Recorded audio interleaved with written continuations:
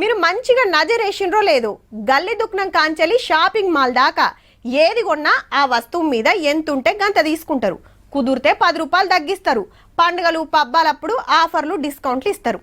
1000-2000కు మించి బిల్లు వేస్తే ఉల్టా గిఫ్టులు కూడా ఇస్తారు. కానీ గీడ మాత్రం గట్లుండదుల్లో. అసలు రేట్ ఒకటి, వసూలు చేసేది ఇంకోటి. వాళ్ళు ఎంత చెప్తే గంత అన్నట్టే నడవబట్టే.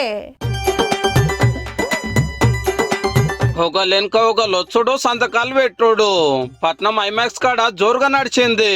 దేనికి అంటారా, కొత్త సినిమాలు వస్తే టికెట్ల రేట్లు అడ్డగోలుగా పెంచుతున్నారు. కూల్ డ్రింకులు చిప్స్ పప్స్ మీద ఎక్కువ రేట్లు గుంజుతున్నారు. బండ్ల పార్కింగ్ ఫీజు కూడా టాకీస్ బట్టి మారుతున్నదట. గట్ల కావద్దని ప్రోగ్రెసివ్ యూత్ లీగ్ అనే సంఘము సినిమా దేవుళ్లతోటి సంతకాల సేకరణ కార్యం పెట్టింది.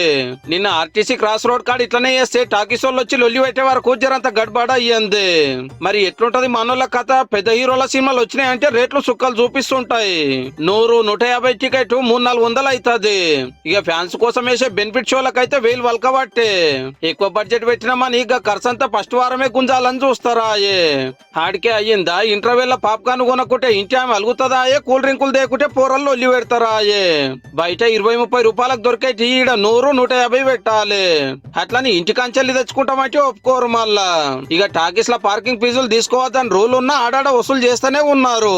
ఈ లెక్కన ఇంట్లో 4 కొత్త సినిమా చూడాలంటే 2-3 వేలు పెట్టవలసిందే. గింత ఖర్చు వాళ్ళు పెడతారు. మా సినిమా దేవుడు ఐబొమ్మ టాకీస్ లా చూస్తామని అటుగా వాడుతున్నారు అంతా. ఎట్లనో పైరట్ చేస్తోళ్ళని పట్టుకున్నామని గొప్పలు చెప్తున్నారు. కానీ మరి ఈ రేట్ల లెక్క లెవెల్ కంట్రోల్ చేయాలి. కామన్ మ్యాన్ కు సినిమా కష్టాలు లెవెల్ తప్పియాలి సాలరు.